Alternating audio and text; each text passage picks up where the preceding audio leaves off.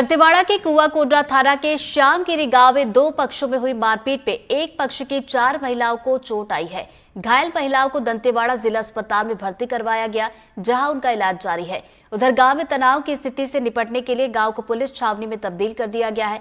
दरअसल आरोप है कि श्यामगिरी गांव में सुबह से घर वापसी अभियान के लिए धर्मांतरित मिशनरियों के साथ श्यामगिरी गांव में एक बड़ी बैठक की जा रही थी, जिस बैठक में धीरे धीरे विवाद बढ़ गया और दोनों पक्षों के बीच बहस होने लगी, जिसके बाद आरोप है कि गांव की महिलाओं ने धर्मांतरित हुई महिलाओं से जमकर मारपीट की और इसके बाद स्थिति बिगड़ गई। उधर मारपीट की खबर मिलते ही प्रशासन के आला अधिकारी मौके पर पहुंचे और मामले को शांत कराया।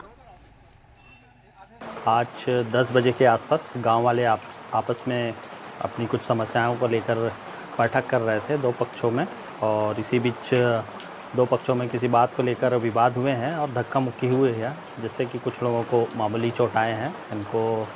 और जैसे ही इस घटना की सूचना मिली है, तत्काल कुआकोंडा थाना का बल एवं अतिरिक्त बल यहाँ घटनास्थल पर पहुँच गया था, और जिनको मामूली चोट आया है उनको तत्काल अभी एम्बुलेंस के माध्यम से हॉस्पिटल ले गया है उपचार के लिए। और अभी माहौल शांतिपूर्ण है और विवाद की स्थिति अभी नहीं है। लगभग सर कितने लोग घायल हुए होंगे? इसमें 2-3 लोगों को मामूली चोट आई है और इनको तत्काल कुआकोंडा हॉस्पिटल ले गया है इलाज के लिए, और अभी गांव का माहौल शांत है। इस समय हम श्यामगिरी में पहुंचे हुए हैं। यहाँ तनाव की स्थिति है, देख सकते हैं कि मैं कैमरामैन से बोलूँगा दिखाइए इस बार कि दो गुटों के बीच में यहाँ पर मारपीट हुई है, जिसके बाद घायलों को फोर्स एम्बुलेंस पर डाल रही है। श्यामगिरी गांव का पूरा मामला है। दरअसल बताया जा रहा है कि आज सुबह से यह तनाव की स्थिति यहाँ पर निर्मित थी, जहाँ पर दो पक्षों के बीच में किसी बात को लेकर के शायद कन्वर्सन का शायद मामला था, जिसे लेकर के यहाँ पर तगड़ी मारपीट हुई, जिसमें से 4 लोग गंभीर रूप से घायल हुए। घायल महिला को फोर्स के द्वारा एम्बुलेंस में ले जाया जा रहा है।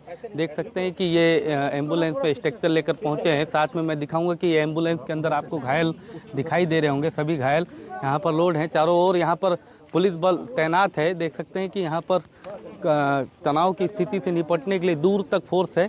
कैमरामैन साथी से बोलूँगा एक बार उस तरफ दिखाइए। देखिए लगातार एम्बुलेंसें आ रही हैं। 10 से ज़्यादा लोग यहाँ पर इस समय घायल बताए जा रहे हैं, जिसके बाद यहाँ पर तनाव की स्थिति को कंट्रोल करने के लिए जिला मुख्यालय से एडिशनल एसपी के साथ पूरे फोर्स के जवान यहाँ पर अपने लाव लश्कर के साथ मौजूद हैं। देखने वाली बात होगी कि आखिर किस लिए ये तनाव की स्थिति बनी है। श्यामगिरी के ग्राउंड जीरो से पंकज सिंह भदौरिया, NDTV। सूरजपुर में हेड कांस्टेबल की पत्नी और बेटी की हत्या के मामले में मुख्य आरोपी कुलदीप साहू के एक और मकान पर वन विभाग की टीम ने नोटिस चस्पा किया, जिसमें 7 दिन के भीतर मकान खाली करने का समय दिया गया। फॉरेस्ट की भूमि पर कब्जा कर बिल्डिंग बनाई गई है, जिसको लेकर नोटिस दिया गया था। बीते दिनों सूरजपुर में हेड कांस्टेबल की पत्नी और बच्चे की निर्मम तरीके से हत्या कर दी गई थी, जिसके बाद पुलिस एक्शन में आई और 6 आरोपियों को गिरफ्तार कर न्यायिक रिमांड पर जेल भेज दिया। उसके बाद जो आरोपी के जो अवैध मकान थे उस पर नगरपालिका ने नोटिस चस्पा किया था अनुज्ञा प्रमाण पत्र नहीं होने का, जिसके बाद बीते दिनों ही कम से कम आधा दर्जन बुलडोजर के साथ प्रशासन का अमला और पुलिस बल पहुंची और उसके लगभग 4 ठिकानों पर बुलडोजर चलाकर कार्रवाई की और मकानों को जमींदोज कर दिया। ऐसे में एक मकान ये भी है, आप देख सकते हैं, जो आरोपी कुलदीप साहू के जो पिता हैं अशोक साहू, उनका है, जो नवदगिरी रोड पर स्थित है और जिस पर वन मंडलाधिकारी ने भी, वन विभाग ने भी अभी एक नोटिस चस्पा किया है। यहाँ पर आप देख सकते हैं कि इस पर ये साफ साफ लिखा हुआ है कि 7 दिनों के अंदर इनको जवाब देना होगा। इनको अगर ये 7 दिनों के अंदर इसको खाली नहीं करेंगे तो वन विभाग के लोग खुद ही बेदखली की कार्रवाई करेंगे और कुछ भी ऐसी चीज़ें यहाँ पे होंगी जिसको रात-सात करने का भी प्रयास किया जाएगा। तो ऐसे में देखने वाली बात होगी कि अब वन विभाग इस अवैध निर्माण को कब तक कार्रवाई करेगा और कब तक इसको जमींदोज किया जाता है। इमाम हसन, NDTV, सूरजपुर। भिलाई के चंदूलाल चंद्राकर मेडिकल कॉलेज में सरकारी आदेश के बाद डॉक्टरों के इस्तीफे का सिलसिला नहीं थम रहा है। अब तक कई विभागों के हेड ऑफ डिपार्टमेंट और सीनियर रेजिडेंट डॉक्टरों सहित 11 डॉक्टर इस्तीफा दे चुके हैं।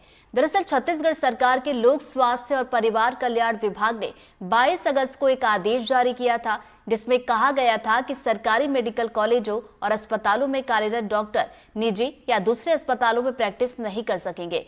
हालांकि विशेष सचिव ने इस फरमान में डॉक्टरों को अपनी ड्यूटी पूरी करने के बाद निजी प्रैक्टिस करने की छूट दी थी, लेकिन कई डॉक्टरों ने आदेशों का पालन नहीं किया, जिसके बाद उनकी सैलरी में 20% की कटौती की गई थी, जिससे नाराज होकर डॉक्टरों ने इस्तीफा दे दिया था।